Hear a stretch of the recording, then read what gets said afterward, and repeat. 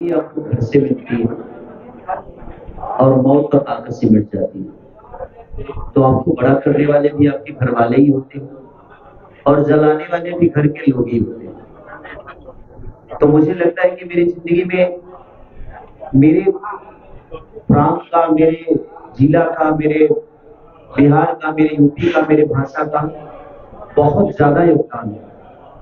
नहीं तो सब लोग, मुझे नहीं लगता कि यहाँ जितने लोग आए हैं सब मेरे जीवन के बारे में जानते हैं। कोई ऐसा नहीं होगा जो मेरे जीवन के बारे में नहीं जानता। एक गांव से उठ के आप सबके बीच में अगर मैं कुछ बोल पा रहा हूं तो ये भी पावर आप सबने ही दिया है मुझे।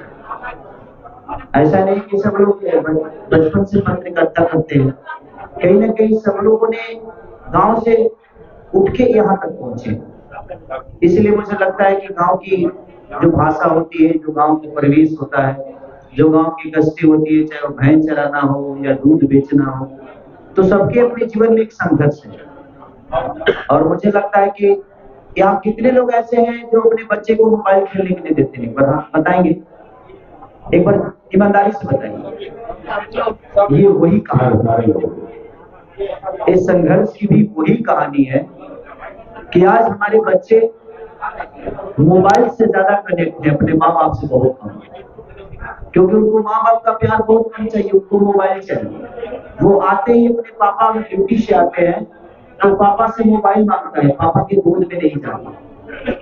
और इसीलिए मैं चाहूंगा कि आप लोग अपने बच्चे को संघर्ष जरूर दिखाइए कि मोबाइल से वो कितना कनेक्ट हो गए हैं कि कहीं ना कहीं हमारे प्यार और हमारे संस्कार से वो वर्जित हो गए।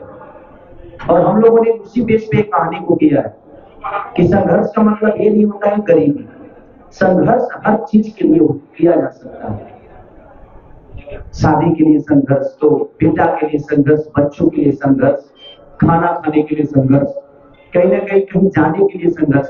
तो संघर्ष का मतलब यही होता है कि जीवन अगर संघर्ष नहीं है तो जीवन का कोई मूल नहीं। इसीलिए आप लोग संघर्ष को आप अपने बच्चों के साथ, अपने फैमिली के साथ देखेंगे तो शायद किसी भी हद तक आप अपने बच्चे से कनेक्ट हो पाएंगे और आपका बच्चा भी कहीं ना कहीं आपसे कनेक्ट हो पाएगा। तो सिनेमा का मतलब ये नहीं कि हम सिर्फ आपको गाने भर दिए, इंटरटेन कर दिए और उससे हमें कुछ सीखने को ना मिले।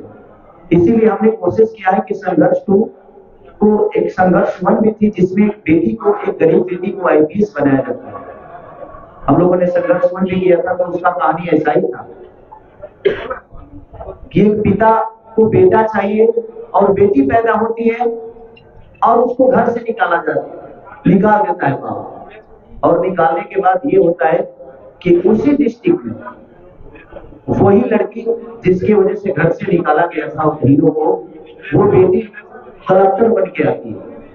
तो हम लोगों ने बेटी पढ़ाओ बेटी बचाओ बेटी पढ़ाओ का एक अभियान था वो हमारा। लेकिन ये अभियान सिर्फ एक बेटी के लिए नहीं, उस हर बच्चे के लिए है जो बच्चे आजकल हमसे दूर होके मोबाइल से कनेक्ट हो गए। मैं अपनी भी बातें कर रहा हूँ, मेरे भी 2 बच्चे हैं।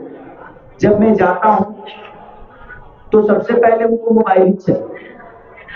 लेकिन जब मैंने संघर्ष की कहानी की उनको बताया तो आज मेरे बच्चे मेरे से मोबाइल नहीं मांगते। जितना देर मैं अपने बच्चों के साथ रहता हूँ वो मेरे गोद में रहते हैं और मैं उनसे खेलता हूँ ताकि मेरे भावनाओं को समझ सके। आप अपने जीवन के रास्ते को अपने बच्चों को बताइए। और हम लोगों ने संघर्ष में यही बातें रखी है ताकि कोई भी माँ बाप अगर अपने बच्चों के साथ इस सिनेमा को देखेगा तो कहीं ना कहीं अगर करोड़ों बच्चों में से अगर 5000 भी बच्चे अगर सुधर गए तो अपने राज्य का, अपने देश का भविष्य बच गया। क्योंकि हम अपने बच्चों को संस्कार से इतना दूर कर दिए हैं कि आने वाला पीढ़ी हमारे लिए वृद्धा आश्रम ही बनेगा।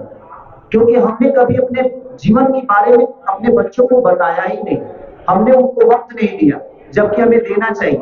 क्योंकि हमने मोबाइल मोबाइल देकर हम भी सोचते हैं कि चले यार खेल उधर क्यों टेंशन दे रहा है, ये काम है वो काम है। तो बात यही, और हम लोगों ने संघर्ष को उसी के लिए बनाया है कि कम से कम हमारे राज्य के बच्चे या हमारे देश के बच्चे मोबाइल से दूर होके कम से कम अपने माता पिता के पास रहे और माता पिता के जीवन की बातें समझ सके।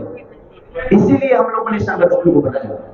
तो मैं सबसे यही रिक्वेस्ट करूंगा कि सदियों बाद कोई बेहतर चीजें बनती है अगर आप सब मिलकर इसको सपोर्ट करेंगे तो मुझे लगता है कि हम भी एक बेहतर दिशा में काम करने की कोशिश करेंगे।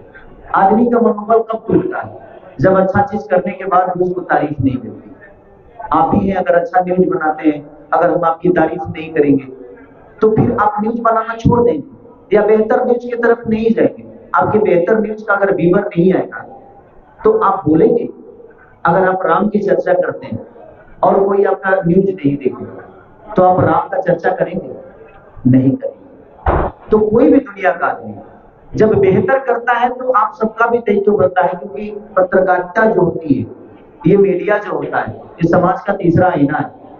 आप सब जितना बेहतर लिखेंगे इसके लिए उतना ही बेहतर लोगों को समझ में आएगा। क्योंकि खेसारी को अगर करोड़ों लोग चाहते हैं तो उसमें से आप ही हैं, और आपका भी फैन फॉलोइंग है, आपकी भी व्यूअर है, आपके भी चैनल पे दुनिया सपोर्ट करती है, तब आप इतना बड़े होते हैं।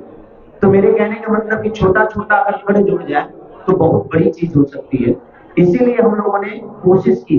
इस संघर्ष को सिर्फ हम लोगों ने इंडिया में नहीं बल्कि विदेशों तक सिर्फ इसलिए किया ताकि हम हिंदी फिल्मों में देखते हैं, साउथ की फिल्मों में देखते हैं कि बड़े कैनवास पे चीजें होती है। तो एक प्रोड्यूसर जैसे हमारे रत्नाकर भी है, इसको एक पैसे नहीं लगाएंगे, एक बेटे का जीवन संवारने के लिए, और एक सिर्फ एक बेटा की बात नहीं है, अपने भाषा का गरिमा, अपने भाषा का भविष्य क्या है उसके लिए इन्होंने करोड़ों रुपया झोंक दिया। अभी तक की जितने भी इधर फिल्म बनी है सबसे महंगी फिल्म संघर्ष की, क्योंकि विदेशों के धरती पे शूट करना बड़ा बहुत जॉब होता है। वहाँ होटल कम से कम 10,000 का एक होता है। अब वहाँ खाए पिए में तो हमने के